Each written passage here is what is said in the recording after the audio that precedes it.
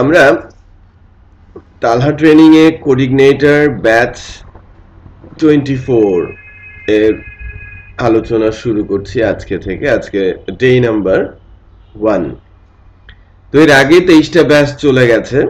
প্রচুর ম্যাটেরিয়ালস অনলাইনে রয়েছে। তালহা ট্রেনিং এর যে ইউটিউব চ্যানেল আছে সেই চ্যানেলগুলোতে আপনারা এই ম্যাটেরিয়ালস গুলো পাবেন, দেখতে পাবেন যে কি আলোচনা কিভাবে আগায়, কতদূর পর্যন্ত আলোচনা হয় এবং আলটিমেটলি লাস্টের দিকে কি শেখানো হয়। সো লাস্টের দিকেরটা হয়তো কিছুই বুঝবেন না, বাট একবার দুইবার দেখে নেবেন যে লাস্ট কিছু ভিডিও যে কি চলেছে বা কোন লেভেলে আলোচনা শেখানো হয়।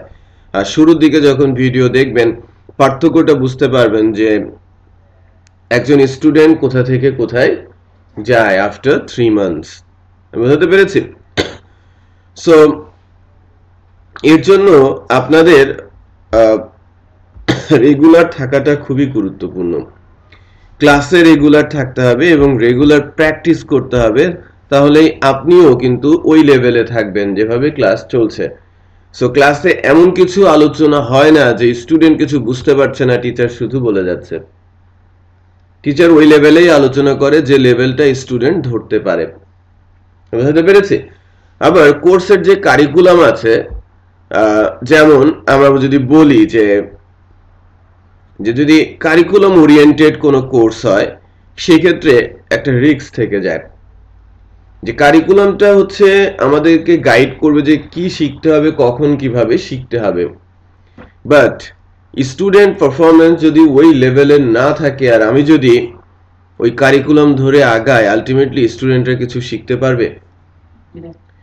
আবার স্টুডেন্ট পারফরমেন্স খুব ভালো, আমি কারিকুলাম ধরেই আগাচ্ছি, তো সেক্ষেত্রে স্টুডেন্টরা কি লস করবে না? মানে ওভারঅল চিন্তা করে কিন্তু একটা কারিকুলাম রেডি করা হয় এবং ম্যাক্সিমাম কেসেই কারিকুলামকে এক্সিড করার চেষ্টা করা হয় যাতে কারিকুলাম শেষ হয়ে আমরা বাড়তি কিছু শিখতে পারি, রাইট? বাট এই দায়িত্বটা কিন্তু পরে স্টুডেন্টের পারফরমেন্সের উপরে। যে আপনি যদি পারফর্ম করেন তাহলে রেগুলার ক্লাস ঠিকঠাক মতো আগাবে, কোর্স কারিকুলাম শেষ হবে, মানে ক্লাস শেষ হওয়ার আগেই কারিকুলাম শেষ হবে এবং অ্যাডভান্স লেভেলের আরো কিছু বিষয় আপনারা শিখতে পারবেন। আর যদি আপনারা পেছনে থাকেন, আমাকে যদি 10ম ক্লাসে গিয়ে 5ম ক্লাসের আলোচনা করতে হয়, তাহলে কি আলটিমেটলি শেষে গিয়ে নতুন কিছু শিখতে পারবেন নাকি কিছু বাদ পড়ে যাবে? বিষয়টা বুঝতে পেরেছেন? তো আপনারা বুঝতে পারছেন না সেই বিষয়কে আমার এখানে আলোচনা করা উচিত হবে কিনা? হবে না। আর কখন বুঝতে পারবেন না? যখন আগের ক্লাসগুলো প্র্যাকটিস করবেন না, রাইট? সো ইনস্টিটিউট বা ইউনিভার্সিটি যে স্টাইলে ক্লাস করেন বা কাজ করেন বা পড়াশোনা করেন, এখানে সেই স্টাইল ফলো করলে হবে না। পরীক্ষার আগে সব জমিয়ে রাখেন, পরীক্ষার আগেও টাইম ক্যালকুলেট করা হয় যে না আমি পেরে যাব, হ্যাঁ মাথার মধ্যে ক্যালকুলেশন চলে, বাট পড়তে বসা হয় না। আলটিমেটলি যখন কোনো উপায় নেই তখন ঘুমও ছুটে যায়, ঠিকই পড়তে বসেন, রাইট? কারণ আমাকে অ্যাটলিস্ট তো পাস করতে হবে, তাই কিনা? আদারওয়াইজ টাকা পয়সা নষ্ট হয়ে যাবে। তো এখানে সেই সুযোগটা নেই যে আপনি কোর্স শেষ করে একবারে সবকিছু নিয়ে পড়তে বসলেন, কিছুই বুঝবেন না। প্রতিদিনেরটা প্রতিদিনই আপনাকে বুঝতে পারতে হবে এবং বুঝতে পারতে হলে আগের ক্লাসগুলো আপনাকে শিখে আসতে হবে। আর এখানে এমন কোনো জটিল কোনো কিছুই শেখানো হবে না যে সবকিছুই উপর দিয়ে যাবে, রাইট? তো ভিন্ন ট্র্যাকের ছেলেমেয়েরা এসে শিখে যায়, আর আপনারা তো ট্র্যাক ওরিয়েন্টেড, তাই না? ডিপ্লোমা পড়েছেন বা পড়ছেন, গ্রাজুয়েশনও করছেন, দ্যাট মিনস এই কম্পিউটারের এই টার্ম বা এই আনুষঙ্গিক বিষয়গুলোর সাথে আপনারা 7-8 বছর ধরে যুক্ত, তাই কিনা? সো এখন যদি এই বিষয়গুলো জটিল মনে হয় তাহলে লিমিটেশনটা নিজেদের মধ্যে আছে, এটা স্বীকার করে নিয়ে এটা ইমপ্রুভ করার চেষ্টা করতে হবে, রাইট? এবং স্বীকার করার যে মেন্টালিটিটা সেটা গ্রো করতে হবে। যে কেউ যদি বলে যে না আপনি পারছেন না, দ্যাট মিনস আসলেই আপনি পারছেন না। বাট কেউ যদি অন্যায়ভাবে বলে তখন আপনাকে প্রোটেস্ট করতে হবে, আপনার ভেতরে সেই কনফিডেন্সটাও থাকতে হবে যে না আমি পারি, তুমি ভুল বলছো। আপনি ঠিক তখনই স্ট্রংলি প্রোটেস্ট করতে পারবেন যখন আপনার মধ্যে কিছু থাকবে। আর আপনি যদি হীনমন্যতায় ভোগেন, উপরে দেখান, তাহলে আপনিও ভয় পেয়ে যাবেন যে আসলেই তো ধরে ফেললো নাকি। তাই না? তো কিছু নিয়ম কানুনের কথা বলছিলাম যে আমরা ক্লাস প্রতিদিন রেকর্ড করছি, আজকে থেকে শুরু হয়েছে। এই রেকর্ডেড ভিডিওটা আপনাদের পেন ড্রাইভ করে নিয়ে যাবেন প্রতিদিনের ক্লাসে, যদিও এটা ইউটিউব চ্যানেলে থাকবে। প্রতিদিন ক্লাসের পর হয়তো একদিন পরে এটা ইউটিউব চ্যানেলে চলে যাবে, এটা লং টার্ম, যতদিন ইউটিউব থাকবে বা আমাদের চ্যানেল থাকবে। আর ক্লাসের দিন ক্লাসের ভিডিওটা আপনারা নিয়ে যাবেন, যাতে ওই দিনটা লস না করে আপনারা প্র্যাকটিস করতে পারেন। বাসায় গিয়ে একবার করে দেখে যা দেখছেন তাই আপনি করছেন, তারপরে নিজে নিজে করছেন। এই টেকনিক যদি ফলো করেন আমার মনে হয় না কোনো সমস্যা হবে। প্রতি ক্লাসের মাঝে একটা দিন করে ছুটি আছে, সকালে যখন ক্লাস হয় সারাটা দিনই কিন্তু পড়ে থাকে, এটা একটা অ্যাডভান্টেজ। হ্যাঁ, সে সময়টা আপনারা খুব সুন্দর করে ইউজ করতে পারবেন। খুব সহজভাবে ক্লাস আলোচনা শুরু হবে এবং আস্তে আস্তে করে টপিকগুলো আসতে থাকবে, যেটার পরে যা আসার উচিত, রাইট, যাতে আপনাদের শেখাটা সহজ হয়। বাট একেবারে সহজ বলে কিন্তু হাল ছেড়ে দিলে আপনিও কিন্তু ওই হারিয়ে যাবেন আর কি। হ্যাঁ, ক্লাস মিস করা যাবে না, মিস করলে পরের ক্লাস বুঝবেন না এবং সেক্ষেত্রে ইন্টারেস্টটা হারাতে থাকবে। এরকম করে 2-3টা ক্লাস পরে আপনার আসার আগ্রহটা হারিয়ে যাবে। সো একদিনে না আসার অর্থ হচ্ছে যে আপনি 25% কোর্স থেকে সরে যাচ্ছেন মিনিমাম। টাকা এবং সময় কিন্তু নষ্ট হয়ে যাবে, দুইটাই, রাইট? তো নিড আছে প্রত্যেকেরই, সেই জন্যই কিন্তু এখানে আসা এবং বসা। এখানে আমরা একটা সাইট মেইনটেইন করব, বেসিক্যালি talhatraining.com, এটা এডুকেশনাল নেটওয়ার্ক। এটা হিউজ কাজ করা আছে ভেতরে, আপনারা আস্তে আস্তে করে ইউজ করতে শিখবেন। ফার্স্ট আপ আপনারা ক্রিয়েট অ্যান অ্যাকাউন্ট বা ক্রিয়েট নিউ অ্যাকাউন্টে গিয়ে রেজিস্ট্রেশন, দেন ইমেলে লিঙ্ক ক্লিক করার মাধ্যমে activation, right, then logged in, right, অথবা sign in sign up click করলেও কিন্তু রেজিস্ট্রেশন পেজটা আসে। সো দেন এই যে লগ ইনের কাজটা আমরা সারলাম, সো লগ ইনের কাজটা সারার পর লগড ইন করে আমরা বেসিক্যালি এই যে একটা লগ ইনের বক্স আসে, এখানেও কিন্তু ক্রিয়েট অ্যান অ্যাকাউন্টের লিঙ্কটা দেওয়া আছে। সো আমি সাইটটাতে যদি লগ ইন করি, সো এখানে গ্রুপ ম্যানেজ করার সিস্টেম আছে, ড্যাশবোর্ড সিস্টেম আছে, হ্যাঁ, আপনি কোন কোন কোর্সে এনরোল করেছেন সে দেখার সিস্টেম আছে, আপনি সুন্দর করে আপনার প্রোফাইলটা অর্গানাইজ করতে পারেন, সে ধরনের ফ্যাসিলিটিও এখানে দেওয়া আছে। তো আমরা এখানে একটা গ্রুপ তৈরি করে রেখেছি ইমদাদুল, রাইট, আপনি জয়েন করেছেন লাস্ট ডেতে, সে আসছিল সিম্পল আলোচনা, কথাবার্তা এবং অ্যাডাপ্টেবিলিটির জন্য। তো কিভাবে গ্রুপটাতে জয়েন করবেন সেটা আমি দেখাবো, বাট তার আগে সাইটে রেজিস্ট্রেশন করেন। বাট সবার আগে আমি আরেকটা বিষয়ের সাথে আমি আপনাদের পরিচিত করাবো, সেটা হচ্ছে যে আমাদের হোয়াইট বোর্ড আছে, যে বোর্ডটাতে গেলে হয়তো আপনারা আরেকটা প্রবলেম ফেস করবেন, যে ওই বোর্ডের আলোচনাটা কথাটা শোনা যাবে, বাট কি লেখা হচ্ছে কি দেখানো হচ্ছে সেটা আবার দেখা যাবে না।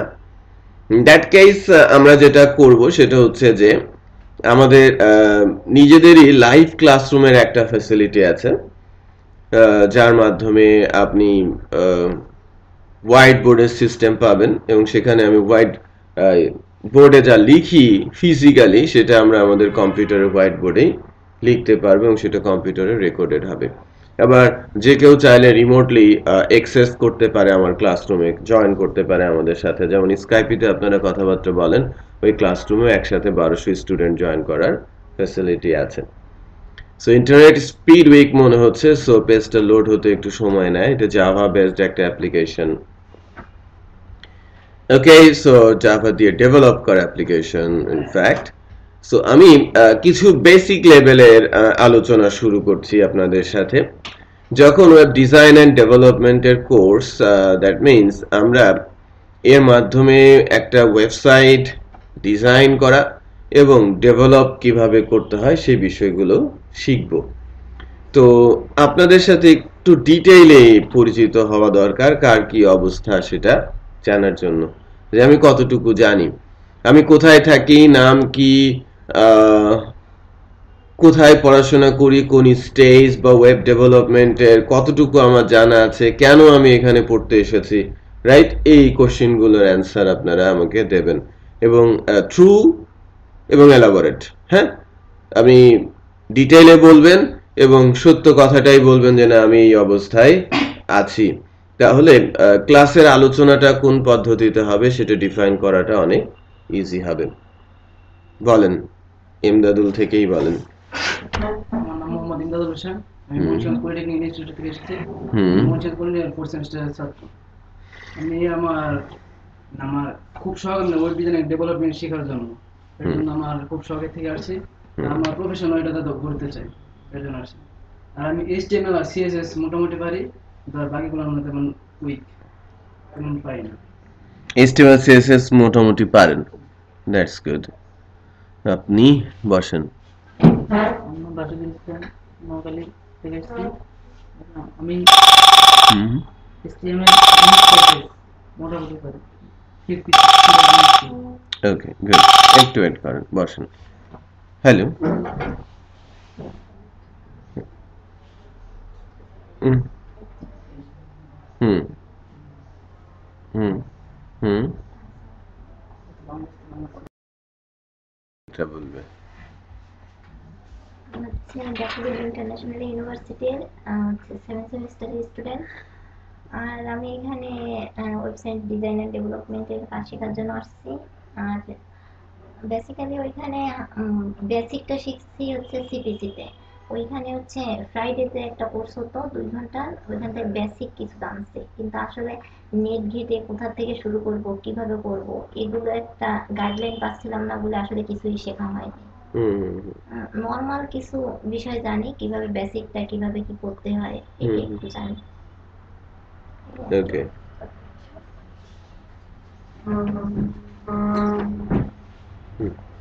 আমি হচ্ছে সঙ্গে একটা শখ। আমি ঢাকা ইন্টারন্যাশনাল ইউনিভার্সিটিতে 7th সেমিস্টার। আমি রাজশাহী মহিলা পলিটেকনিক থেকে ডিপ্লোমা করছি। আচ্ছা। আর আসলে মেইনলি হচ্ছে ডিজাইনে শেখার একটাই উদ্দেশ্য, সফটওয়্যার ফার্মে মানে সফটওয়্যার সাইটে যাওয়ার উদ্দেশ্য। আর ইউটিউব দেখছি, ইউটিউব দেখে আমি কোনো হচ্ছে ইয়েতে কোর্স টোর্স করি নাই, এটাই ফার্স্ট। আর আমি হচ্ছে মানে কোনো কিছু বেসিক জানি না। আচ্ছা, এটাই আমার প্রথম। ওকে, ঠিক আছে। তাহলে আমরা শুরু করব, একদম শূন্য থেকেই শুরু করব। যাদের জানা আছে তাদের ওই জানাটা হয়তো 2-1টা ক্লাসের মধ্যেই কভার আপ হয়ে যাবে, যে লেভেলে আমরা বলছি যে জানি। তো একেবারে HTML CSS জাভাস্ক্রিপ্ট এই বিষয়গুলো জানা, তারপরে হচ্ছে অ্যাজাক্স PHP MySQL জানা, দেন অবজেক্ট ওরিয়েন্টেড, হ্যাঁ, দেন ফ্রেমওয়ার্ক। সো আমি কিন্তু অলরেডি 8টা টার্মের কথা বলে ফেলেছি, যে বিষয়গুলো আমাদের একটা ওয়েব ডেভেলপার হিসেবে জরুরি। আমরা যদি ওয়েব ডেভেলপার বলতে চাই, এই 8টা বিষয়ের উপরে দখল থাকতে হয়। তো টাচ হবে এবং জানানো হবে এই 8টা বিষয়কে। এবং যে বিষয়টা শুরু, লাইক আমি যদি বলি যে লাইক অ্যারাউন্ড 32 সেশনস, এবং এর মধ্যে 8টা বিষয় শিখতে হবে, তার মানে পার বিষয়ের উপরে 4টা মাত্র ক্লাস, এটা কি গুড এনাফ? আমি বলবো যে না। তাহলে কিভাবে এটা ম্যানেজ হবে, রাইট? আজকে থেকে যখন HTML শুরু হবে লাস্ট ক্লাস পর্যন্ত HTML চলবে, কারণ HTML এর মধ্যেই আমাদের কাজ করতে হবে, রাইট? CSS যখন শুরু হবে তখন থেকে CSS ও চলতে থাকবে। ঠিক তেমন যা শুরু হবে তার শেষ পর্যন্তই চলতে থাকবে। বুঝতে পেরেছি? সো আমরা যখন শেখা শুরু করছি একটা বিষয়, সেটা আর কখনোই যে শিখতে হবে না এরকম কিন্তু না, রাইট? যে আপনি ক লেখা শিখেছেন আর নতুন করে শিখতে হবে না, এরকম বিষয়টা। যে আমরা যখন ওয়েব ডেভেলপমেন্ট শিখতে আসি তখন টেকনোলজি কিন্তু প্রতিনিয়তই চেঞ্জ হচ্ছে এবং হবে, তার সাথে মিল রেখে নিজেকেও কিন্তু পরিবর্তন করতে হবে। কারণ আপনি 5 বছর পরে যখন 5 বছরের এক্সপেরিয়েন্সড হবেন কাজে, তখন সাডেনলি দেখতে পেতে পারেন যে না, এই PHP মার্কেটটা সেই লেভেলে নেই, আমাকে হয়তো ডিফারেন্ট কোনো ল্যাঙ্গুয়েজে সুইচ হতে হচ্ছে। তার মানে 5 বছর পরেও আপনাকে যে শিখতেই হবে সেই মেন্টালিটিও আপনার থাকতে হবে। বা যতদিন আপনি বেঁচে থাকবেন এবং এই টেকনোলজিক্যাল ওয়ার্ল্ডে অ্যাজ এ ইঞ্জিনিয়ার কাজ করতে যাবেন, আপনাকে অবশ্যই নিজেকে প্রতিনিয়ত আপডেট করতে হবে, আদারওয়াইজ আপনি টিকে থাকতে পারবেন না, আপনি ব্যাকডেটেড হয়ে যাবেন, আপনাকে ফায়ার করা হবে। ঠিক আছে?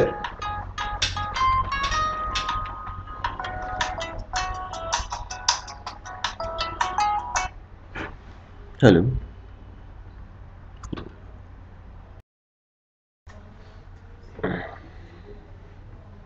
আচ্ছা, তো যা বলছিলাম যে ব্যাকডেটেড ইস্যুটা, সো এখন কয়েকটা টার্মের ওপরে কিছু হয়তো আমি আপনাদের লেখার জন্য একটু অ্যাসাইনমেন্ট দিব। ওয়েব ঘাটাঘাটি করতে পারবেন, ফুল ফ্রিডম আছে আপনাদের যে ওয়েব ডেভেলপমেন্টটা কি, হ্যাঁ, এবং ওয়েব ডেভেলপমেন্টের রিকোয়ার্ড যে টেকনোলজি, যে কি কি দিয়ে ওয়েব ডেভেলপমেন্ট করা যায়। ফার্স্ট লিখতে হবে যে ওয়েব ডেভেলপমেন্টটা কি, রিকোয়ার্ড টেকনোলজি, এবং মিনিমাম 10টা টাইপের নাম, যে কি ধরনের ওয়েব ডেভেলপমেন্ট হয়, টাইপ অফ ওয়েব ডেভেলপমেন্ট। আমি একটা টাইপ যদি বলি, সোশ্যাল নেটওয়ার্কিং, জানেন তো এক্সাম্পল, জানেন না? অবভিয়াসলি ফেসবুকের নাম তো জানেন, রাইট? তো এরকম 10টা টাইপ আপনারা লিখবেন যে এইগুলো টাইপ আছে, এবং তার একটা একটা করে এক্সাম্পল আপনাদের দিতে হবে। আমি অলরেডি একটা টাইপ বলে দিয়েছি, আপনাদের আর 9টা সম্পর্কে মাথা ঘামাতে হবে, রাইট? এই যে সোশ্যাল নেটওয়ার্কিং টাইপ, ওয়েবসাইটের অ্যাড্রেস facebook.com। তো প্রথমে ওয়েব ডেভেলপমেন্ট কি এবং রিকোয়ার্ড টেকনোলজি, যে এই ওয়েব ডেভেলপমেন্টের জন্য কি কি ধরনের টেকনোলজি জানতে হয়, আর তৃতীয় 10টা টাইপ, একটা করে এক্সাম্পল, রাইট?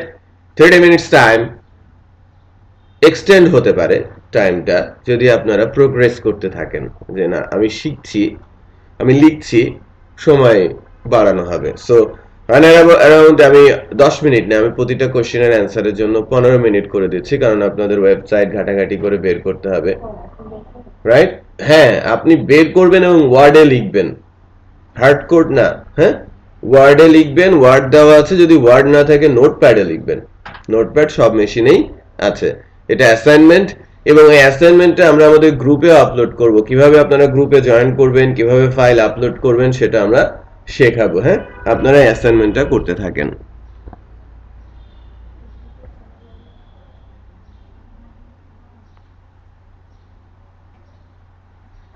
একটা অপশন আছে সিলেক্ট অ্যাকাউন্ট টাইপ, এখানে আছে ইন্ডিভিজুয়াল, গ্রুপ অফ পিপল।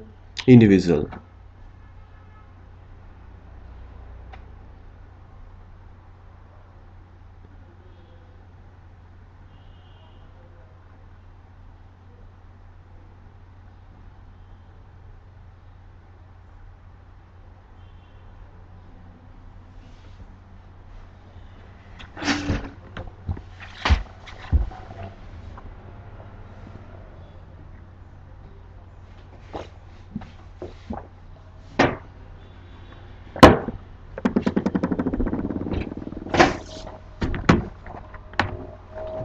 আমি আসছি, আপনারা এটা করতে থাকেন। হ্যাঁ, নোটপ্যাড অথবা ওয়ার্ডপ্যাডে কোশ্চেনটা লিখবেন, দেন অ্যান্সারটা লিখবেন।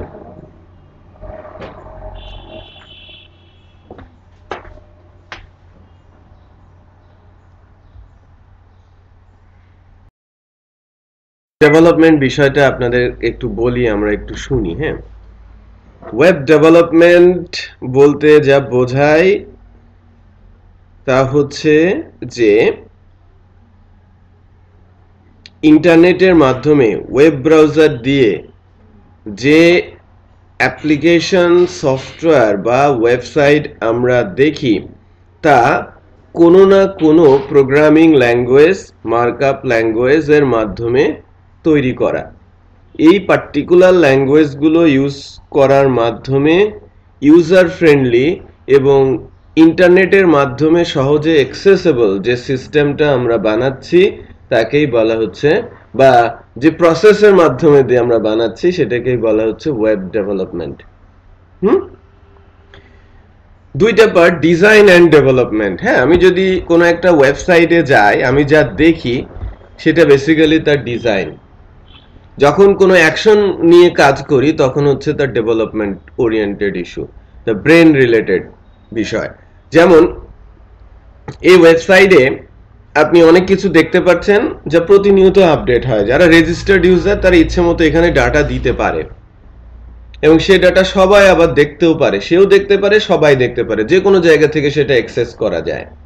এটা একটা ওয়েবসাইট বা ওয়েব অ্যাপ্লিকেশন। ওয়েবসাইট বা ওয়েব এক কথায় যদি আপনি বলেন বা বলতে বলা হয় যে ওয়েব ডেভেলপমেন্ট কি, রাইট? ওয়েবসাইট বা ওয়েব অ্যাপ্লিকেশন যে প্রসেসের মাধ্যমে প্রোগ্রামিং ল্যাঙ্গুয়েজ ইউজ করে তৈরি করা হয় সেটাকে ওয়েব ডেভেলপমেন্ট বলা হয়। এক কথায় আপনাকে যদি এলাবোরেট বলতে বলা হয় তখন আমি অনেক কিছু এদিক সেদিক থেকে টেনে এনে কিন্তু আমি বলেছি, রাইট? ওয়েবসাইট বা ওয়েব অ্যাপ্লিকেশন যে প্রসেসের মাধ্যমে ডেভেলপ করা হয় তাকে ওয়েব ডেভেলপমেন্ট বলে। এতটুকু বলার পরেই থেমে গেলে হবে না। ওয়েব ডেভেলপমেন্টের জন্য বিশেষ কিছু টেকনোলজির প্রয়োজন পড়ে, যার কিছু অংশ ডিজাইনের, কিছু অংশ ডেভেলপমেন্টের।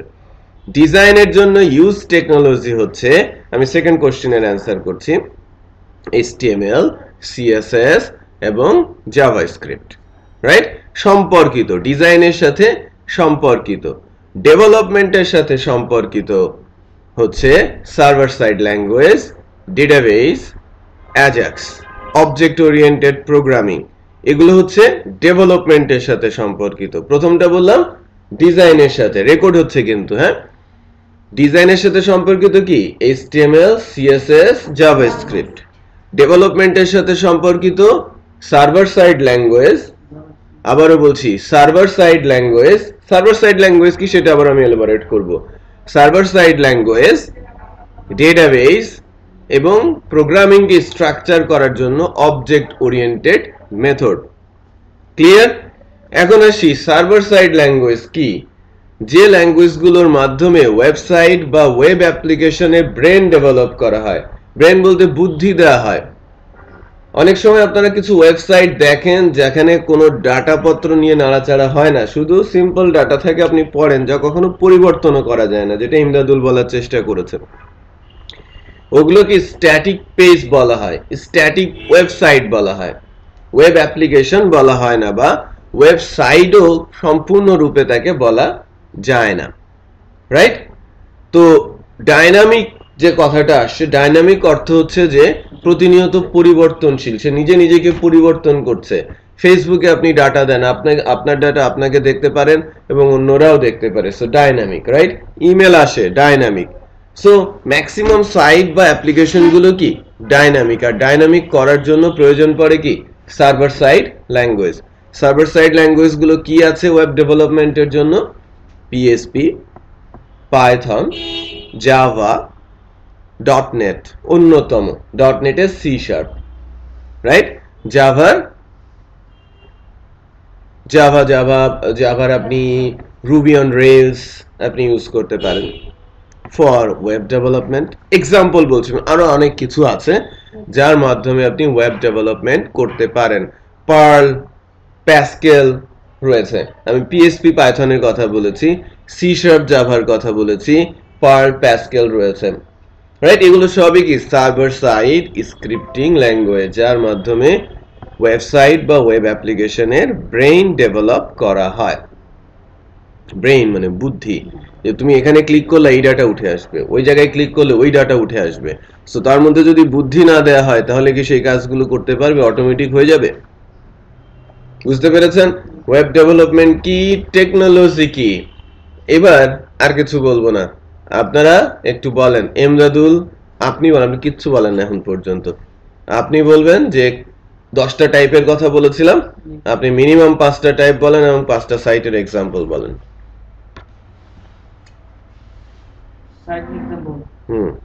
5টা টাইপ যে এই ধরনের ওয়েবসাইট বা ওয়েব ডেভেলপমেন্টের হয়, তাহলে এই হচ্ছে টাইপ আর এই হচ্ছে এক্সাম্পল, সেটা বলেন।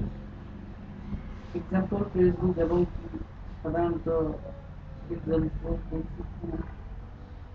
আগে টাইপ বলেন, এই ধরনের ওয়েব ডেভেলপমেন্ট হয়।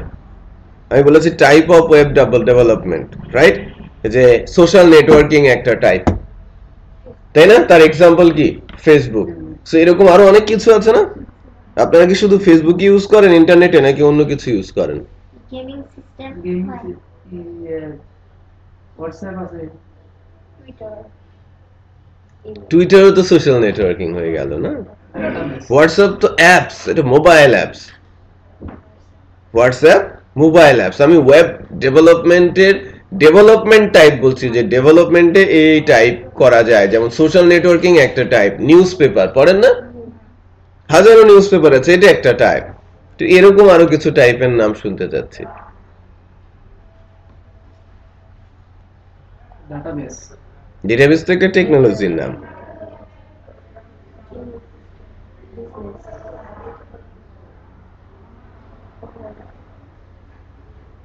বলেন বলেন, আপনারা জানেন, বহু টাইপ জানেন।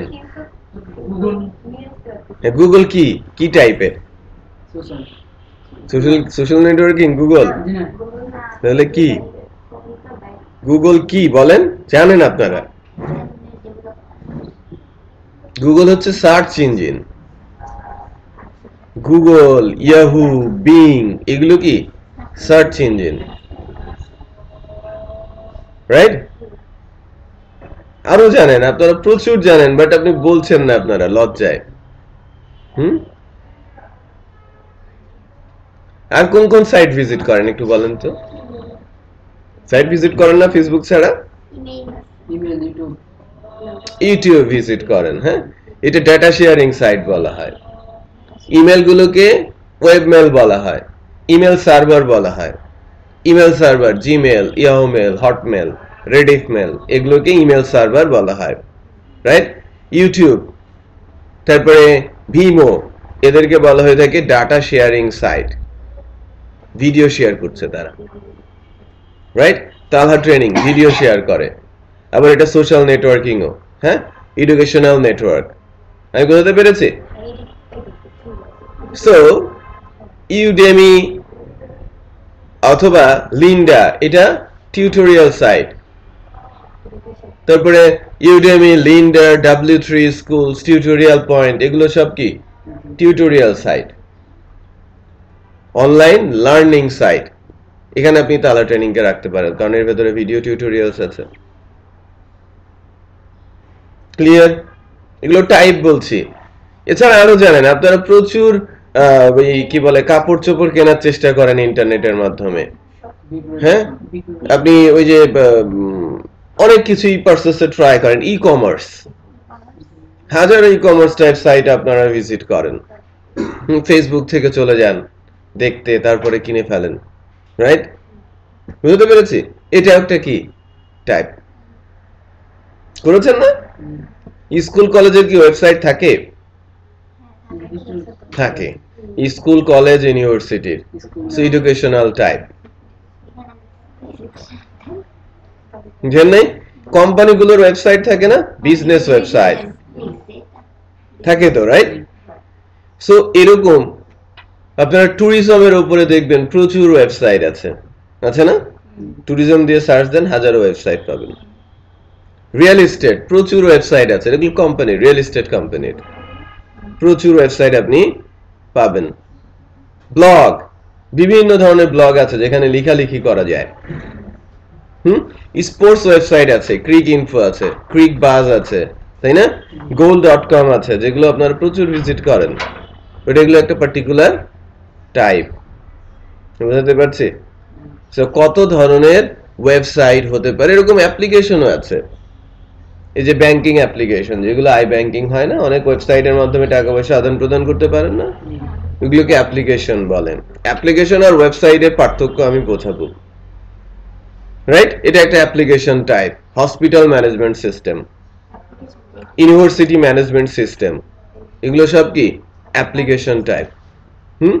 অফিস ম্যানেজমেন্ট সিস্টেম আছে online based, right? HR system, সবই কি অ্যাপ্লিকেশন বেসড, লিমিটেড ইউজার সেখানে। আর ওয়েবসাইট হলে প্রচুর ইউজার সেখানে।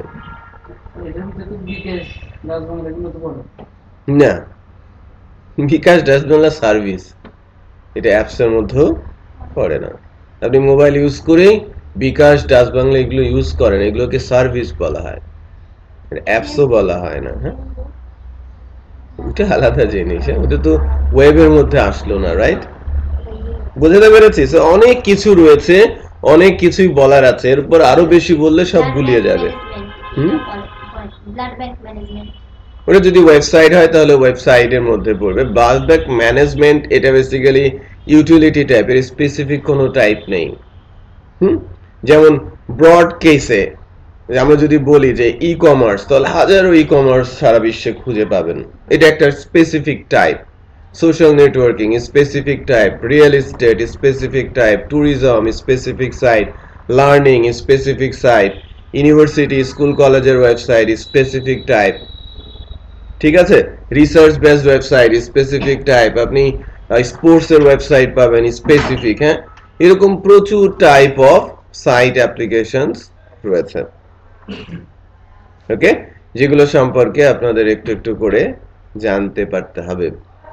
ওকে, তো যা আলটিমেটলি আপনারা তৈরি করবেন নিজেরাই। সো ক্লায়েন্ট কখন এসে আপনাকে বলবে আমাকে একটা নিউজ পেপার বানিয়ে দাও, আমাকে ই কমার্স বানিয়ে দাও, রাইট, আমাকে একটা রিয়েল এস্টেটের ওয়েবসাইট বানিয়ে দাও, বিভিন্ন ট্র্যাকের বিভিন্ন লোক এসে বিভিন্ন ধরনের চাহিদা আপনার কাছ থেকে পূর্ণ করবে বা পোষণ করবে, আপনাকে সে চাহিদা অনুযায়ী কাজ করে দিতে হবে। সবাইকে একরকম বিজনেস করে? যে যেরকম বিজনেস করে তার উপরে আপনাকে সাইট বানাতে বলবে, বিষয়টা বুঝতে পেরেছেন? তো তাহলে যত ধরনের বিজনেস আছে তত ধরনের টাইপও আছে, বিষয়টা ক্লিয়ার? জাস্ট আমি কিছু এক্সাম্পল বলেছি। যত ধরনের বিজনেস মানুষজন করে তত ধরনের ওয়েবসাইটও রয়েছে, এটা আমাদের মাথায় রেখে আগাতে হবে।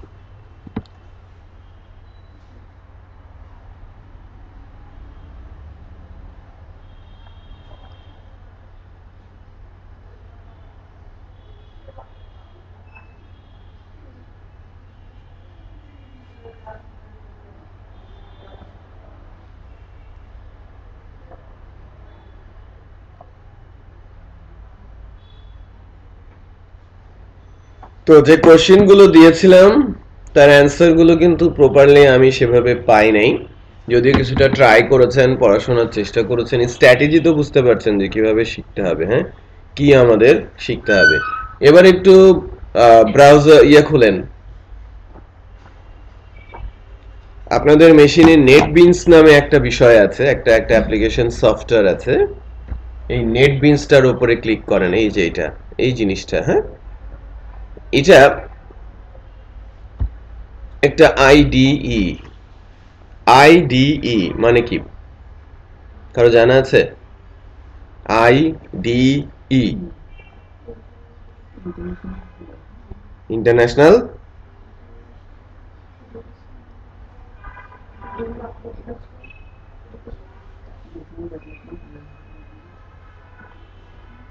বলেন কি? আইডিই বিষয়টা কি? International development education.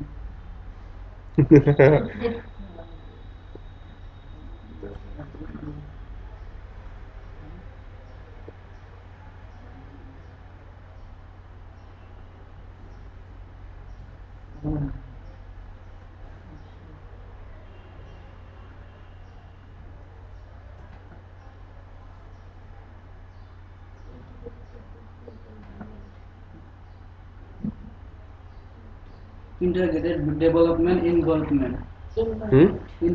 Integrated development environment. ওকে, এনভায়রনমেন্ট বলতে বোঝায় যে পরিবেশ যেখানে আপনি ডেভেলপ করবেন। Integrated, just a minute,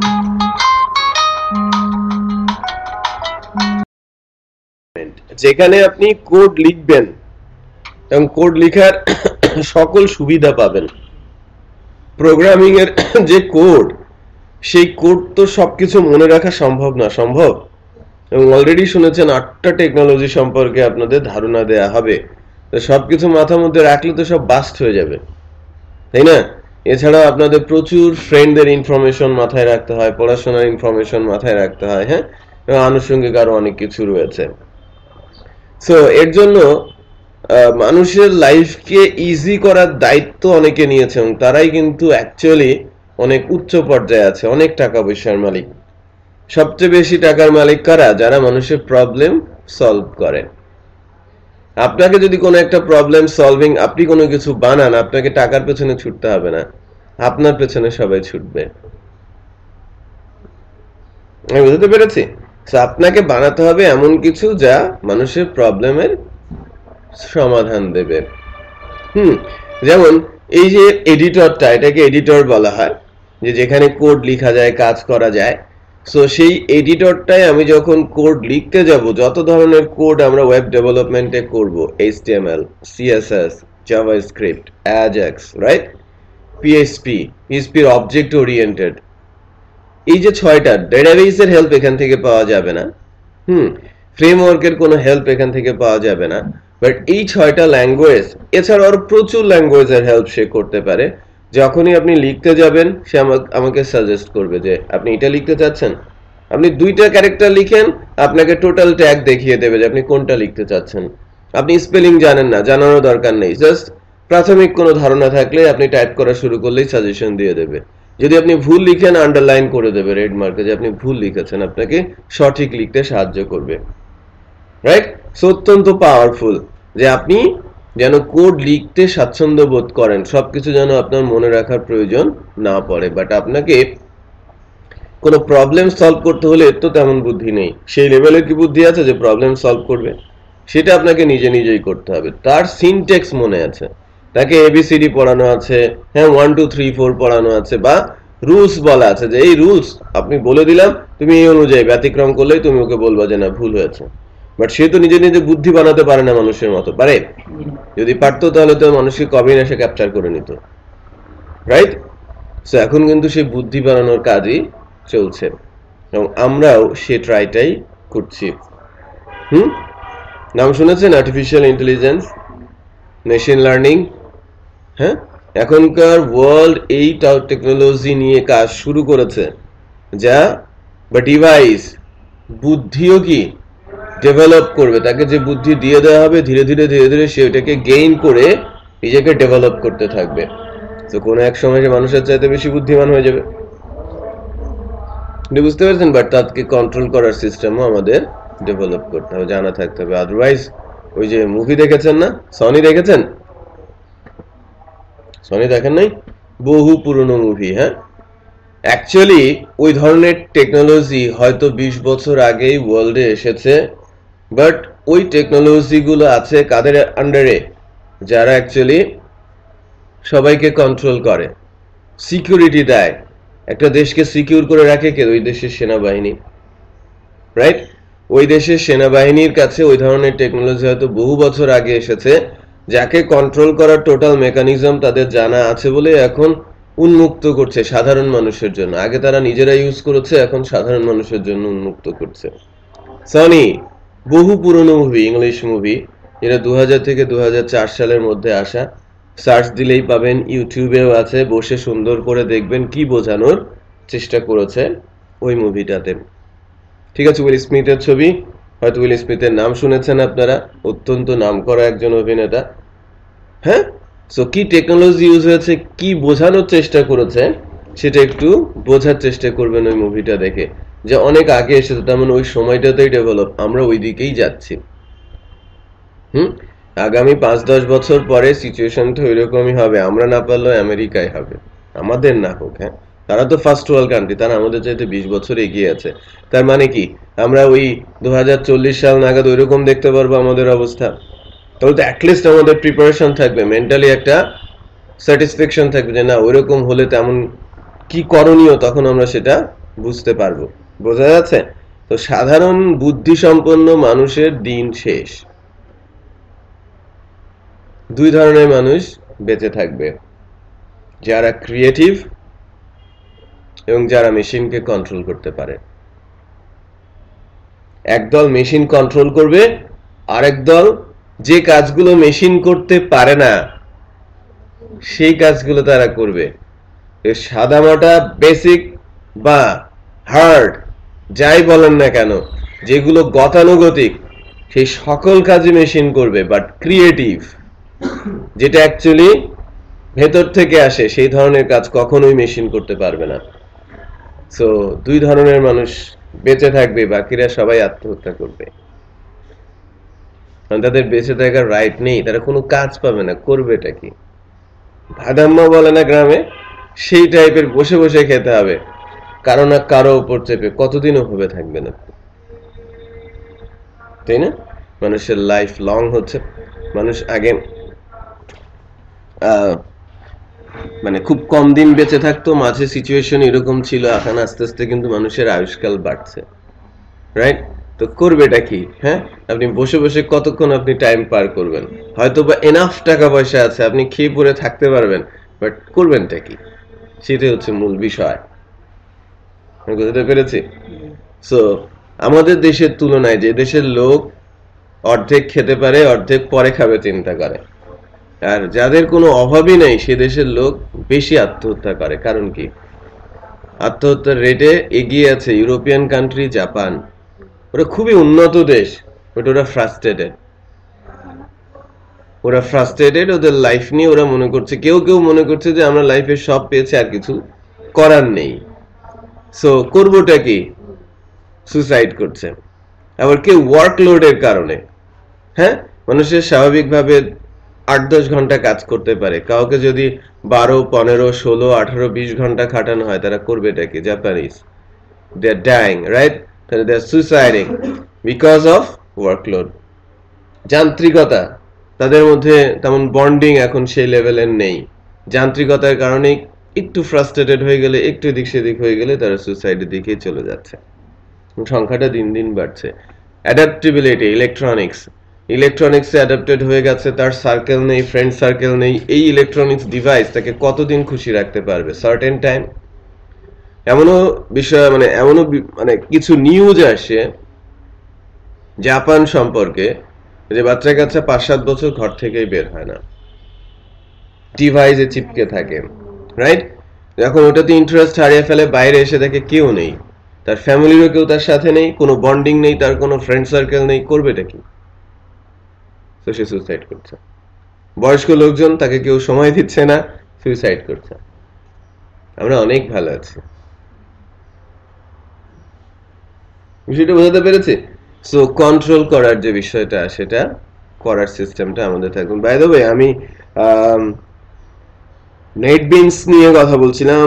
one of the most powerful editor বলা হয়, সফটওয়্যার কোম্পানিগুলো এই এডিটরটা ইউজ করে। পিএসপির জন্য যদিও সাবলাইন টেক্সট, এইচটিএমএল সিএসএস এর জন্য যদিও ড্রিমওয়েভার অনেকে ইউজ করে থাকে,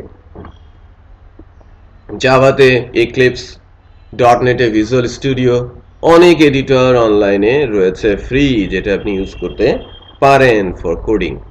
বাট সফটওয়্যার কোম্পানিগুলো কি চায়? পিএসপিতে অনেকেই সাবলাইন টেক্সট ইউজ করে, আপনি করতেও পারেন, অথবা পিএসপি স্ট্রং। নেটবিনসে সব কিছু করা যায় বলে এটা চাহিদা বেশি, একটা পার্টিকুলার এনভায়রনমেন্টে কাজ করা যায়, শেখা যায়। দ্যাটস ওয়াই আমরাও শেখানোর সময় নেটবিনসটাই শিখিয়ে থাকি, রাইট? এটাতে কিভাবে একটা প্রজেক্ট অ্যাড করতে হয় সেটা আমরা একটু হাতে কলমে দেখার চেষ্টা করব আজকে। আর আমরা কোন একটা সাইট, লাইক আমি যদি বলি tahatraining.com, এখানে আমি লগড ইন অবস্থায় আছি, এটা আমাদের ড্যাশবোর্ড। এখানে ইচ্ছে মতো পোস্ট দেওয়া যায়, যে যা মনে করছে, কোন একটা নোট দিতে চাচ্ছে, অ্যালার্ট দিতে চাচ্ছে, কোন একজন স্টুডেন্ট অ্যাসাইনমেন্ট আপলোড করতে চাচ্ছে, ফটো ভিডিও আপলোড করতে চাচ্ছে, সে চাইলে করতে পারে। গ্রুপ ওয়াইজও সে কাজটা সে করতে পারে। তো এই যে আমরা যা দেখতে পাচ্ছি, এই ডিজাইনটা HTML এবং CSS দিয়ে করা, এবং কোনো কোনো জায়গায় জাভাস্ক্রিপ্ট আছে, যদিও এই পেজটাতে মানে ভিজিবল জাভাস্ক্রিপ্টকে দেখা যাচ্ছে না, বাট কোনো কিছু করতে গেলে জাভাস্ক্রিপ্টকে দেখা যাবে। এখন দেখেন, যদি আমি নোটকে প্রেস করি, তাহলে এই ইউআরএল বা আদার্স কোনো কিছুতেই পরিবর্তন আসবে না। ক্লিক করলাম, এখানে একটা বক্সের মতো অটোমেটিক খুলে গেল। ওই কোডটা আগে থেকেই করা ছিল, এই বক্স বানানোর জন্য HTML, ইমেজগুলো আনার জন্য HTML, CSS সবই আছে, বাট ওটাকে হাইড করে রেখেছিল কে? জাভাস্ক্রিপ্ট। কোনো একটা অ্যাকশন করলেন, সে অনুযায়ী সেটাকে সে ওপেন করে দিল, রাইট? সো এই যে ছোট ছোট অ্যাকশন ওরিয়েন্টেড কাজগুলো, ইন্টারঅ্যাক্টিভ কাজগুলো, সেটা করে থাকে কে? জাভাস্ক্রিপ্ট। সো এইচটিএমএল কাঠামো বানায়, স্ট্রাকচার। আপনি একটা মানুষ, আপনার একটা কাঠামো আছে না, আপনার স্কেলিটন আছে, হাড় হাড্ডি আছে না? হাড় হাড্ডি বাদ দিয়ে কি আপনি মানুষ হবেন? আপনার এই এই মাংস, ব্লাড বা আদার্স অর্গান কি দাঁড়িয়ে থাকতে পারবে? It's impossible. সো আপনি যদি একটা মানে রোবট তৈরি করতে চান আর যদি কোনো স্কেলিটন না দেন, হ্যাঁ, একটা কাঠামো না বানানো, ওটা দাঁড়াবে? মানে সবচেয়ে ইম্পর্টেন্ট কি? কিছু একটা দাঁড় করানো। সো ওয়েবের জন্য সবচেয়ে গুরুত্বপূর্ণ কি? একটা স্ট্রাকচার, ওয়েব পেজের স্ট্রাকচার। এটা বানায় কে? এইচটিএমএল। ভিজিবল করে এইচটিএমএল, রাইট? ক্লিয়ার? এইচটিএমএল এর কি কাজ সেটা বুঝতে পেরেছেন? যে একটা ওয়েবসাইটে যে লেখা ঝোকা ইমেজ, রাইট, একটা কাঠামো যা দেখতে পাচ্ছেন সব কি? HTML, right? এবং এটাকে সৌন্দর্য বর্ধন করা এবং এই সৌন্দর্যটাকে সবগুলো পেজের ভেতরে সমন্বয় করা, খুব দ্রুত এই কাজগুলোকে, যে ডিজাইনের বিভিন্ন অংশকে পরিবর্তন করতে পারা, এই কাজগুলো করে থাকে কে? সিএসএস। তার মানে আপনি যদি ওই রোবটটাকে ওই স্প্রে করে কালারিং করেন, তখন ওইটাকে বলা হচ্ছে কি? CSS, right? ওকে, তো দুইটা জিনিস জানা গেল। এখন এই যে জন্য ইন্টারঅ্যাক্টিভ যে বিষয়গুলো, যে আমি ক্লিক করলাম, পেজ লোড হয়ে দেন এটা আসতো, খুব ছোট্ট জিনিস, বাট এটা লোড হতে সময় নিল। আর যদি সময় না নিয়ে কিছু দিয়ে করা যায়, তাহলে সেটাকে ইন্টারঅ্যাক্টিভ বলা হচ্ছে, রাইট? জাভাস্ক্রিপ্ট এই কাজগুলো করে। অনেক ওয়েবসাইটে গেলে আপনি দেখেন না যে মেনুতে আপনি কার্সর রাখলেন, ড্রপ ডাউন চলে আসে, ইমেজগুলো সুন্দর করে স্লাইড হচ্ছে, নিচ দিয়ে স্ক্রল চলে যাচ্ছে, কার্সর নিচ্ছেন, সুন্দর একটা ইফেক্ট আসছে, ক্লিক করছেন, ইমেজ বড় হয়ে যাচ্ছে, সব জাভাস্ক্রিপ্ট। এই কাজগুলো কি করে? সব জাভাস্ক্রিপ্ট করে। জাভাস্ক্রিপ্ট ফ্রন্ট এন্ডের ল্যাঙ্গুয়েজ হিসেবে কাজ করে। জাভাস্ক্রিপ্টকে বলা হয়ে থাকে client side scripting language. Repeat করছি, জাভাস্ক্রিপ্ট কি? Client side scripting language. ওকে,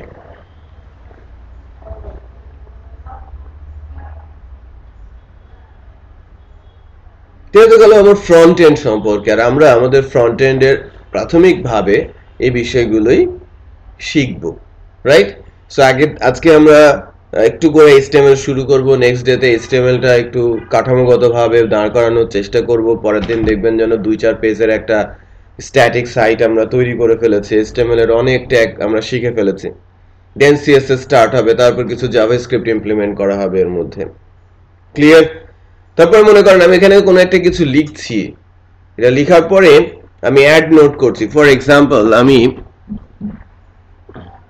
কোনো একটা নোট দিতে চাচ্ছি,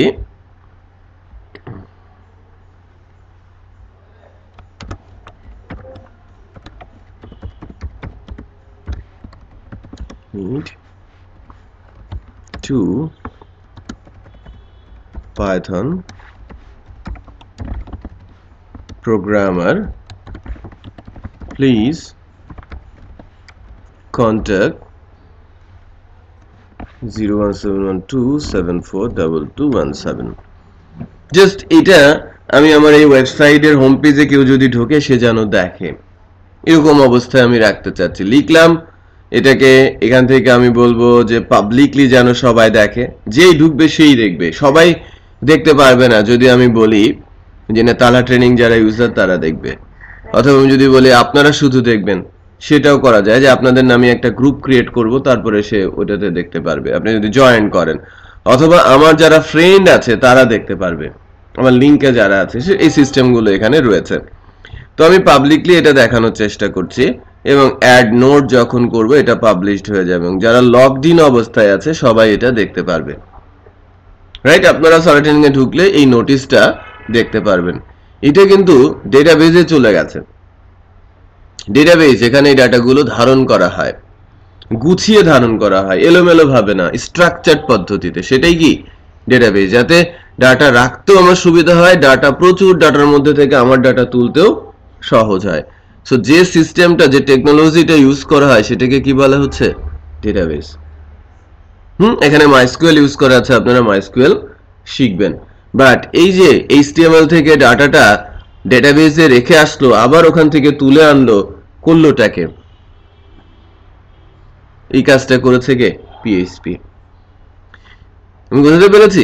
এই কাজটা করে দিল কে?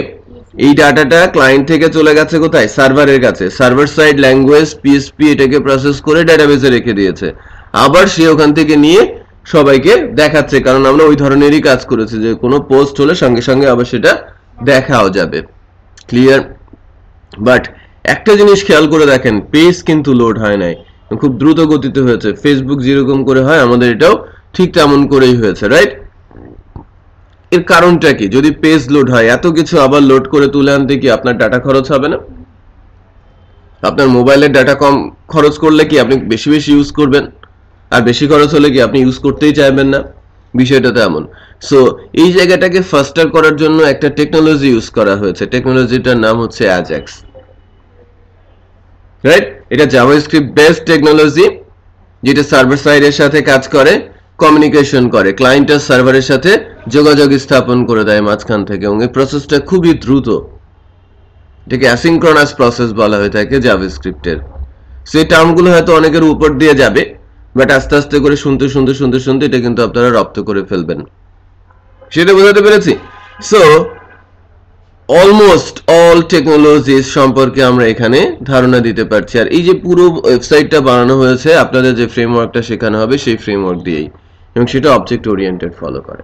তার মানে আমি যে 8টা টেকনোলজির কথা বললাম, HTML, CSS, JavaScript, right, AJAX, PHP, database, object oriented framework, সবই কিন্তু এইটুকুর মধ্যেই বোঝা যাচ্ছে যে অ্যাকচুয়ালি কিভাবে কাজ করছে। ক্লিয়ার? সো আমরা ছোট ছোট করে শুরু করব যাতে কঠিন মনে না হয়, রাইট? আবার এরকমও না যে আমি প্র্যাকটিস না করে এটাকে কঠিন করে তুলছি। প্র্যাকটিস করলে সবই কি সম্ভব। হ্যাঁ, ইম্পসিবল কোনো কিছুই না। ইম্পসিবল হলে এই যেখানে আমরা কোড লিখছি, তাহলে এটা কে বানিয়েছে? তার মাথায় কি আলাদা করে সেট করে দিয়েছে কেউ? হ্যাঁ, নাকি অন্যরকম কিছু দেখতে সে, নাকি তার মাথার সাইজ অনেক বড়? আমি বুঝতে পেরেছি?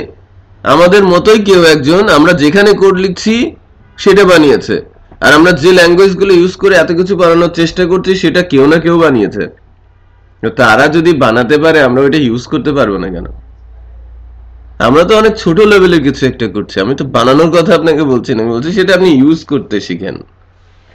এটা না পারলে তো ক্ষতি, তাই না? টেনশনের বিষয়। তাহলে আমাদের ব্রেনের লেভেলটা কোথায়? আর একটু ঘষা মাজা করতে হবে, তাই না? আচ্ছা, ওকে। সো আমরা নেটবিনসটা ওপেন করেন সবাই, প্রত্যেকের মেশিনে নেটবিনস ওপেন করেন।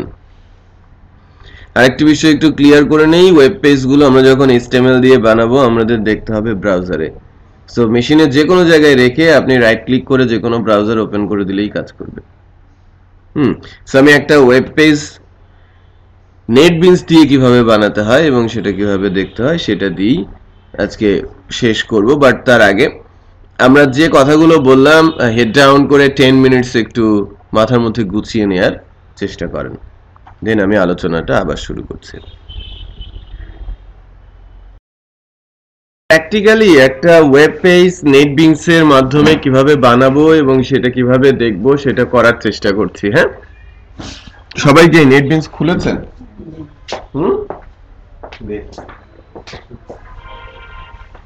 সবার সামনেই নেটবিনস আছে।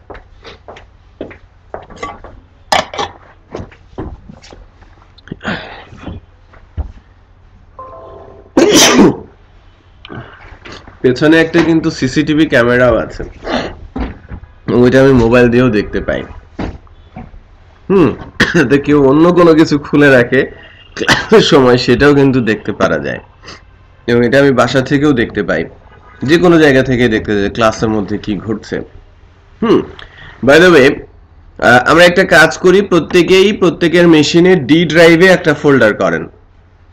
ডি ড্রাইভে বলেন যে CI ব্যাচ 24।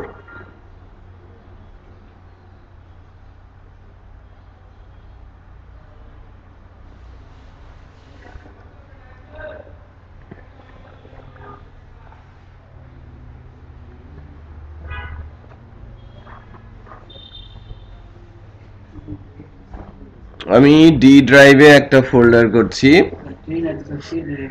একটাই ড্রাইভ, তাহলে ওখানেই যে ড্রাইভটা আছে সেই ড্রাইভে আপনি একটা ব্যাচ 24 নামে ফোল্ডার করেন। হ্যাঁ, টিটি দরকার নেই, কারণ আমরা তো ওয়েবে রাখছি টিটি বোঝার জন্য, কারণ ওখানে হাজারো ব্যাচ হবে, এখানে তো এই মেশিনগুলোতে তো এত ব্যাচ হবে না।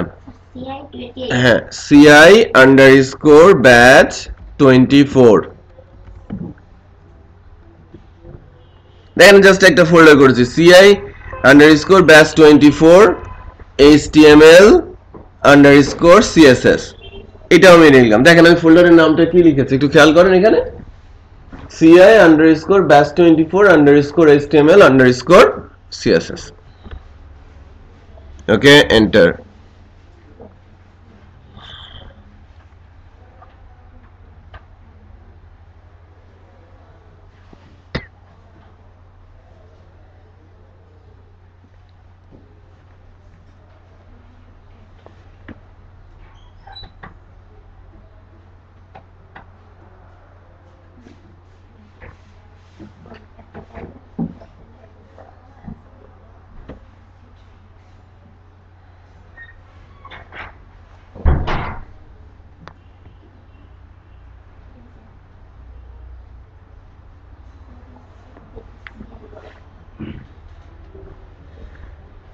ওকে, এখন যেটা করব আমি এই CI batch 24 HTML CSS এই লিংকটার এটার সাথে এই নেটবিনস এর একটা সংযোগ স্থাপন করব, যে আমি অলওয়েজ এখানেই কোড লিখব, এই ফোল্ডারে আমার সব সময় যাওয়ার দরকার নেই, এখান থেকে কোড ওপেন করব এখান থেকে, যাতে এই লিস্টে আমাদের ওই ফোল্ডার নামটা থাকে এবং আমি সরাসরি ওখান থেকে ক্লিক করে করে কোডগুলোকে এডিট করতে পারি। তো সেই ক্ষেত্রে আপনাকে প্রজেক্ট আকারে নিতে হবে, রিপিট করছি, সেই ক্ষেত্রে আমাদের কি করতে হবে, প্রজেক্ট আকারে নিতে হবে। সো প্রজেক্ট আকারে কিভাবে নিব, এই যে এখানে একটা সবুজ কালারের প্লাস সাইন আছে, একটু খেয়াল করেন, নিউ প্রজেক্ট, খেয়াল করেছেন, এখানে আমি প্রেস করি, আপনারা সাথে সাথে প্রেস করেন, এরকম আসছে না একটা ডায়লগ। দেন HTML জাভাস্ক্রিপ্ট সিলেক্ট করেন, করেছেন? নো প্রবলেম, HTML5 সিলেক্ট করেন।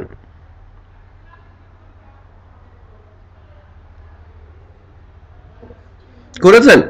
দেন এখান থেকে এই যে HTML5 জাভাস্ক্রিপ্ট সিলেক্ট করলাম, হয় নাই?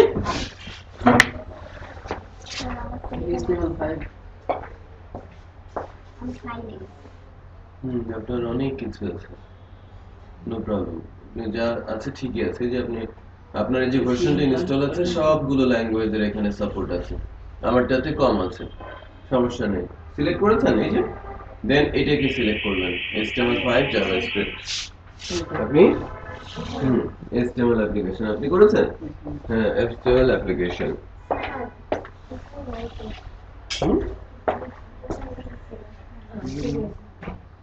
দিয়েছে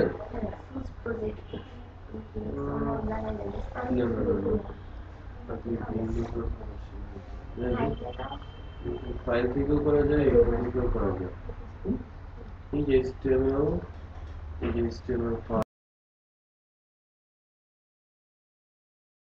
ওকে,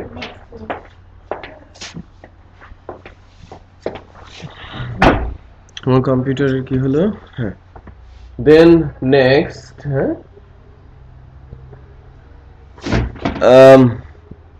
প্রজেক্ট নেম, আমরা প্রজেক্টের নামটা কি দিব, তাই না?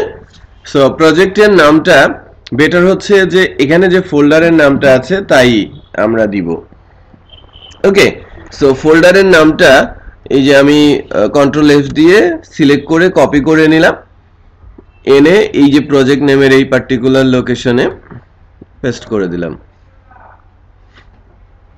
ওকে, এবার ওই ফোল্ডারটা কোথায় আছে সেটা আমাকে দেখাতে হবে না, নিচের যে লাইনটা সেটা হচ্ছে যে ফোল্ডারের পাথ,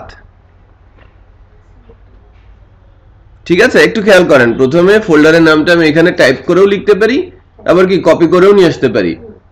দেন এই যে ব্রাউজ করব, খেয়াল করেন, ব্রাউজ করে আমি ফোল্ডারটা কোথায় বানিয়েছি, আপনারা সি তে বানিয়েছেন, আমারটা আছে কোথায়, ডি তে, আমার ডি তে আছে, আমি ডি তে যাব, ডি তে গিয়ে এই যে এটা সিলেক্ট করে ওপেন প্রেস করলেই হয়ে গেল, দ্যাটস ইট, আর কোনো কাজ নেই আমাদের। এতটুকু হয়েছে কিনা? আপনি ওনাকে হেল্প করেন।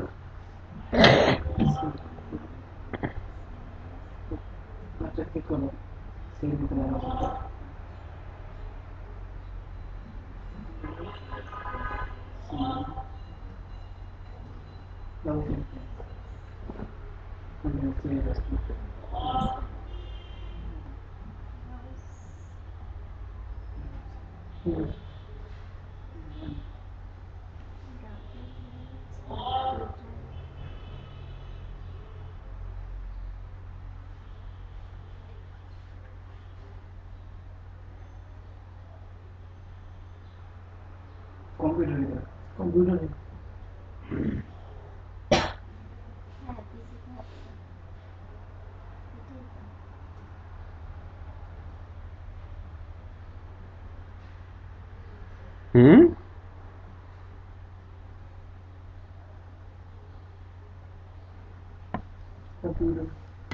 ঠিক আছে, এতটুকু তো হয়েছে।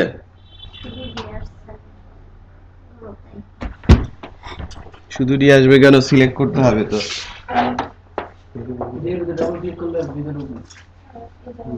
কোথায় করেছেন? ডি ড্রাইভে না? এখন এই যে এটা সিলেক্ট এই যে চলে আসে, খেয়াল করেছেন না? গুড। এরপর ফিনিশ, ফিনিশ প্রেস করেন।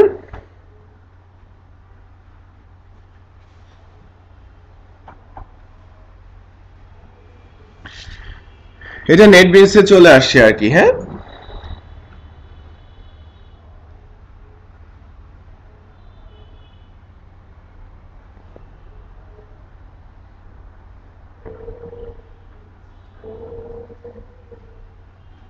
খেয়াল করে দেখেন, এই যে এখানে একটা ফোল্ডার তৈরি হয়েছে, CI batch 24 HTML CSS। Actually ওই ফোল্ডারটাই চলে আসছে। এখানে আরো বেশ কিছু বিষয় দেখতে পাচ্ছেন, সাইট রুট, ইউনিট টেস্ট, হ্যাঁ, ইম্পর্টেন্ট ফাইলস। আমাদের এখানে একটা ইন্ডেক্স ফাইলও জেনারেট হয়েছে এর ভেতরে। তো এটা একটা প্রজেক্টের মতো কিন্তু হয়ে গেল। আপনারা এখানে আসেন, ফোল্ডারে আসেন, ফোল্ডারে এসে এর ভেতরে একটু খেয়াল করেন, যখন আপনি এই ফোল্ডারটাতে ক্লিক করছেন ভেতরে একটা সাব ফোল্ডার আসে। সাব ফোল্ডারের মধ্যে যখন আপনি ক্লিক করছেন অনেক কোড এখানে দেখা যাচ্ছে যেটা জেনারেট হয়েছে। আমাদের এইগুলোর দিকে তাকানোর কোনো দরকার নেই। পাবলিক HTML এ গেলেই ভেতরে দেখেন একটা ফাইল তৈরি হয়েছে, ইন্ডেক্স। এটা হচ্ছে আমাদের প্রজেক্ট ফাইল বলা হচ্ছে। সো এই যে ফাইলটা যেটা আপনারা দেখতে পাচ্ছেন সেটা HTML ফাইল, আর HTML ফাইলের এক্সটেনশন কি হয়? .html। রিপিট করছি, HTML ফাইলের এক্সটেনশন কি হয়? .html। ওকে, তো আমাদের ফাইলের এক্সটেনশনটা কি হয়েছে একটু খেয়াল করেন তো, .html। বোঝা যাচ্ছে? আর এই যে কোডটা দেখতে পাচ্ছেন, যে কোডটুকু জেনারেট হয়েছে, আমি বললাম যে এই কোড অত্যন্ত পাওয়ারফুল। এডিটরটা কি পাওয়ারফুল। আমি যদি নোটপ্যাডে অথবা ওয়ার্ডপ্যাডে কোড লিখতে যেতাম তখন আমাকে এই সব কিছু লিখতে হতো একটা HTML ফাইল বানানোর জন্য। যদি একটা পেজ বানাতে প্রচুর কোড লিখতে হবে, বাট এই কোডগুলো মিনিমাম ম্যান্ডেটরি বলা যায় যে এই কোডগুলো আপনাকে লিখতেই হবে। যদিও ভেতরের অনেক কিছুই পরিবর্তন করার আছে, আমরা করব, বাট এই কোডটুকু আমাকে লিখতে হবে, যে আমাকে শুরুতেই দিয়ে দিচ্ছে। আমি একটা HTML ফাইল জেনারেট করছি, সে আমাকে একটা সিনট্যাক্স দিয়েই দিচ্ছে। হ্যাঁ, সেটা আছে, বাট ও তো সবকিছু করতে পারে না, শুধু HTML করতে পারে। বাট নোটপ্যাড সবকিছু সকল ল্যাঙ্গুয়েজে এরকম সাপোর্ট দেয়। আচ্ছা, তো এইটা হয়েছে, তো সবারই হয়েছে, রাইট? সো আমি ফোল্ডারে গিয়ে এখন এই HTML ফাইলটাকে যদি আমি রাইট ক্লিক করে ওপেন উইথ ব্রাউজার বলি, দেখেন ওপেন উইথ আমি যে কোনো ব্রাউজারেই দিতে পারি, আমি ফায়ারফক্সেই দিচ্ছি।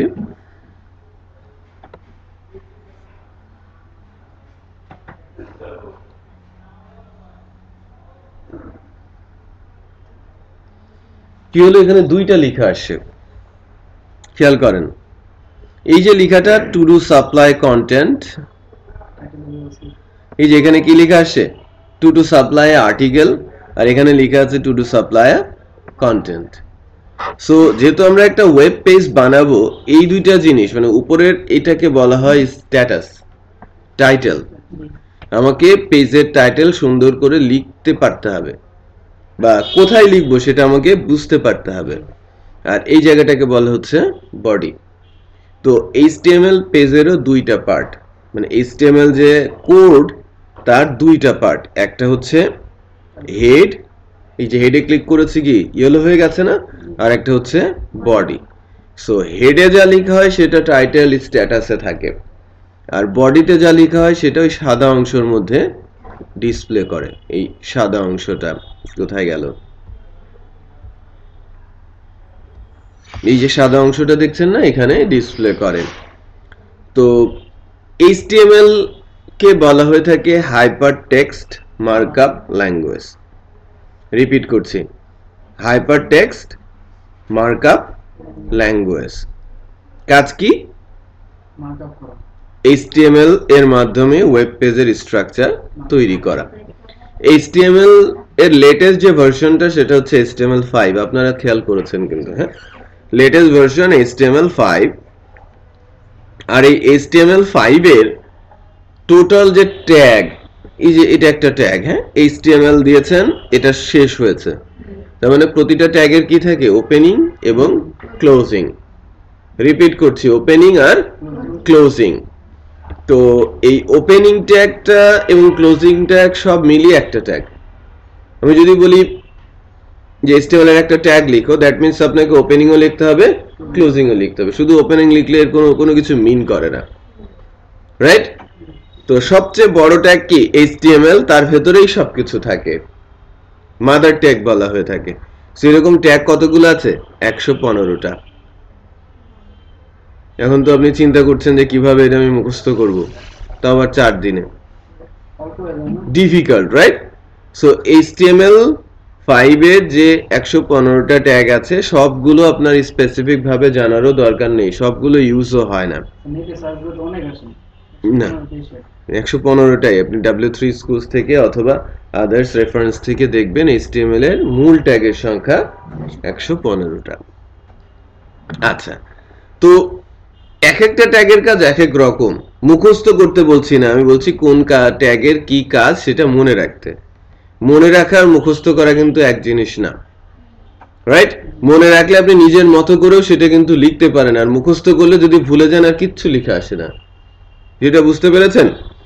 তো মনে রাখতে হবে, মনে রাখতে হলে বেশি বেশি প্র্যাকটিস করতে হবে আপনাকে। কোন ট্যাগের কি কাজ, কোথায় কোন ট্যাগ বসে, সেটা প্র্যাকটিস করতে করতে আপনাকে রপ্ত করতে পারতে হবে।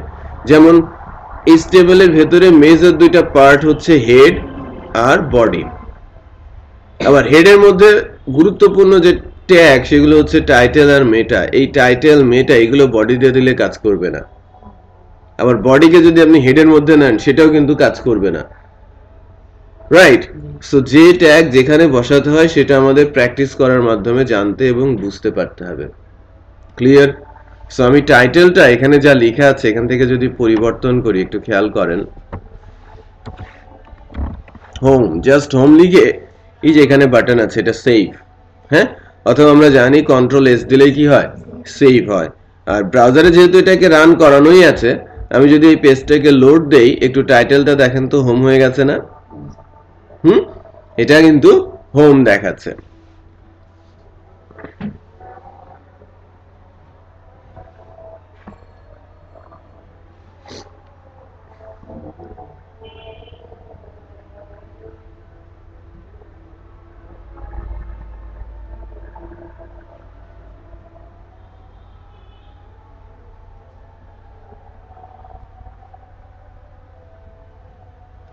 এই তো ঠিক একইভাবে যদি আমি টু ডু রাইট কন্টেন্ট এটাকে পরিবর্তন করতে চাই, এই যে লেখাটা যেখানে আছে সেখান থেকে আমি পরিবর্তন করতে পারবো না?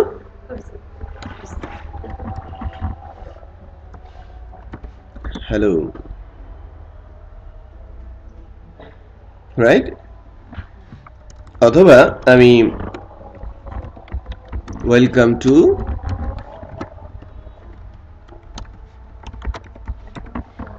তালহা ট্রেনিং, রাইট?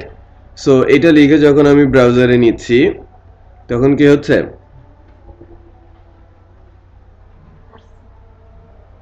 ওয়েলকাম টু তালা ট্রেনিং কথা আসছে। তার মানে আমি কিছু কিছু ইন্টারঅ্যাকশন করতে পারছি, আমি পরিবর্তন করে দেখতে পারছি যা আছে তার থেকেই। বাট আমি যদি নতুন কোনো কিছু করতে চাই, নতুন ট্যাগের সাপোর্ট আমাকে নিতে পারতে হবে।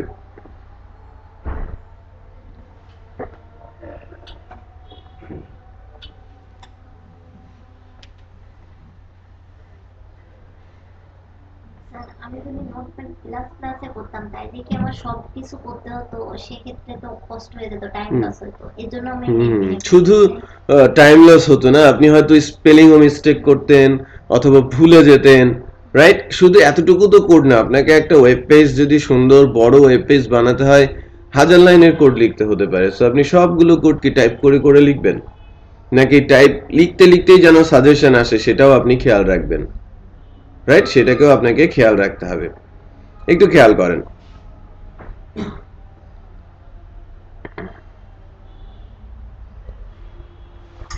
দেখেন আমি এই লেখাটাকে একটু বড় করে দেখতে চাচ্ছি। এই যে লেখাটা ছোট করে আসছে, রাইট? এটাকে আমি একটু বড় করে দেখতে চাচ্ছি। এই ট্যাগগুলো নিয়ে আমি পরে বিস্তারিত আলোচনা করব নেক্সট ক্লাসে। দেখেন H1 এটা একটা HTML এর ট্যাগ। আগে আমি এটা রিমুভ করে দেই। দেখেন H1 লিখতে গেলে কেমন হয়, এটা নিচে নামিয়ে রাখি। কিভাবে হেল্প করে, আপনি ব্যাকস্ল্যাশ দিলেন, এই যে উপর থেকে যে সাজেশনটা দিচ্ছে সবই HTML এর ট্যাগ, রাইট? আপনি H দিলেন, H দিয়ে শুরু হওয়া সবগুলো HTML এর ট্যাগ আপনাকে দেখাচ্ছে। আপনার তো এই যে হ্যান্ডেলার, রাইট, একটা HTML ট্যাগ, এই হ্যান্ডেলার স্পেলিংটা আপনার মনে নেই বা পুরো ট্যাগ সম্পর্কে আপনি জানেনও না। আপনি হ্যান্ডেলার দিলেন, ওর ভেতরে কিছু লিখলেন, আউটপুট ব্রাউজার থেকে দেখার চেষ্টা করলেন, শিখে গেলেন যে না হ্যান্ডেলারের এই কাজ। Very simple, right? সো আমি হেডার 1 দিচ্ছি, একটু খেয়াল করেন। হেডার 1টা তো সিলেক্ট করাই আছে, আমি এন্টার প্রেস করলে হেডার 1 বসলো। আমি এটা ক্লোজ করার সাথে সাথে তার ক্লোজিংটা অটোমেটিকই আসে। তার মানে আমি যদি অর্ধেকটা লিখি, অর্ধেকটা না লিখলেও আমি পারবো, রাইট? আমাকে 20 লাইনের কোড লিখতে হলে সে আমাকে 10 লাইন লিখেই দিচ্ছে। আদারওয়াইজ আপনাকে নোটপ্যাডে সবই লিখতে হতো, অথবা অন্য কোনো কিছু ইউজ করলে সেটা সবই আপনাকে লিখতে হতো। নোটপ্যাডে S1 লিখে আপনি জেন্ডার চাপ দিলে ইয়া সেটাতে থাকলে বলা অটোমেটিক আসে হবে। সবকিছু সাপোর্ট আপনি পাবেন না, হ্যাঁ? পুরো HTML এর সবকিছুর সাপোর্ট আপনার কাছ থেকে আপনাকে সেটা দেবে না, ঠিক আছে? এখন দেখেন তো এই লেখাটাকে যদি আমরা এই হেডার ট্যাগের মধ্যে যদি নিয়ে যাই, কিভাবে আসে না? অ্যাকচুয়ালি হেডার ট্যাগটার কাজ কি সেটা আমি একটু দেখানোর চেষ্টা করছি, আর HTML এর কিছু বিষয় দেখেন। এবার যদি আমি ব্রাউজ করি, একটু বড় হয়ে আসে, তো আমি যদি এখন বলি যে হেডার 1 সবচেয়ে বড়, তাহলে হেডার 2 তার চেয়ে একটু ছোট, 3 তার চেয়ে একটু ছোট, এভাবে করে হেডার 6 পর্যন্ত আছে। সো কোনটা কতটুকু, কখন কোনটা আমাকে ইউজ করতে হবে সেটা আমার বুদ্ধি করে বের করতে হবে। তার মানে আমরা কিন্তু অলরেডি টাইটেল যে ট্যাগটা আছে, একটু খেয়াল করেন, টাইটেলের মধ্যে আমি হোম লিখেছি, স্ট্যাটাসে দেখা যাচ্ছে, এটা শিখেছি। তারপরে হচ্ছে বডি, এর ভেতরে যা লেখা হয় সেটা আবার হোয়াইট পেজে দেখা যায়, সো সেটাও শিখলাম, 2টা ট্যাগ শিখলাম। আর সবকিছু থাকে কার আন্ডারে? HTML এর আন্ডারে। সো 3টা জিনিস আমরা শিখলাম। আর হেড সেকশনটা কভার করে, বডি সেকশনটা কভার করে, সো হেডও আমরা শিখলাম, 4টা ট্যাগ শিখেছি। আর হেডার 1 যখন আমি দেখাচ্ছি যেটা বড় করে, আর যে 5টা হেডার আছে সেটা একটা আস্তে আস্তে করে ছোট করে, তাহলে আমরা অলরেডি 10টা ট্যাগ কিন্তু জেনে গেছি। বিষয়টা বোঝা যাচ্ছে? হ্যাঁ, দেখেন আমি যদি 2 দেই, তাহলে ক্লোজিংটা কি দিয়ে হবে? 2। 3 হলে আমার ক্লোজিংটা হবে 3, 4 ক্লোজিং হবে 4, 5 হলে আমার ক্লোজিং হবে 5। 1 2 3 4 5। সো যেগুলো হেডার ট্যাগ রয়েছে সেই হিসেবে আসে, বড় থেকে ছোট। তো জাস্ট নলেজ ডেভেলপ করা, আপনারা তালহা ট্রেনিং এর যে ওয়েবসাইট আছে, আপনারা এখানে যাবেন, HTML এর টিউটোরিয়াল আছে, ভিডিও টিউটোরিয়াল আছে, ছোট ছোট ছোট ছোট করে, রাইট? এই যে এখানে যান, এই যে ভিডিও, এটাই, হ্যাঁ, ভিডিও কোর্স। ভিডিও কোর্সে গিয়ে আপনি যদি সার্চ দেন HTML এর, এই যে কোথায় যাবেন, সার্চ করার অপশন আছে, প্রচুর কোর্স আছে, তো আপনি ফ্রি কোর্সে যাবেন। এখানে পেইড আছে কিছু, ফ্রি কোর্স আছে কিছু। এই ফ্রি কোর্সের মধ্যে আপনি যদি ইভেন সার্চও করতে চান যে HTML, একটু খেয়াল করেছেন, tutorial video training course on learn HTML5 step by step. আমি যদি এইটার উপরে প্রেস করি, এখানে কতগুলো ভিডিও আছে সেটা আপনারা দেখতে পাবেন। 21টা ভিডিও দেওয়া আছে, রাইট? শুধু HTML এর উপরে ছোট ছোট করে, এবং প্রত্যেকটা ভিডিও হয়তো 4-5 মিনিট করে করে। সো আপনাদের অ্যাসাইনমেন্ট থাকবে যে আপনারা আগামী শনিবারে যখন আসবেন, এই ভিডিও টিউটোরিয়াল দেখে কিছু একটা আমার জন্য নিয়ে আসা। যা শিখেছেন, জাস্ট প্র্যাকটিস করেছেন সেটাই, অথবা কিছু বানাতে পারছেন সেটাই, জাস্ট সামথিং নিউ। হ্যাঁ, HTML এর এই টিউটোরিয়াল দেখবেন, দেখে বানিয়ে নিয়ে আসবেন। আমি যেখানে শেষ করলাম তারপর থেকে শুরু করব, বাট আপনারা এখান থেকে যদি শিখেন কিছু, তাহলে সেটা অ্যাডভান্টেজ হবে। CSS পরে ধরবো, আগে HTML, পিওর HTML। ওকে, সো তালহা ট্রেনিং থেকে কিভাবে গেলেন, যদি না যেতে পারেন, ভিডিওতেও দেওয়া আছে। এখন পেন ড্রাইভ দেবেন, আমি ভিডিও দিয়ে দিব সবাইকে। আজকের মতো ক্লাস এখানেই শেষ।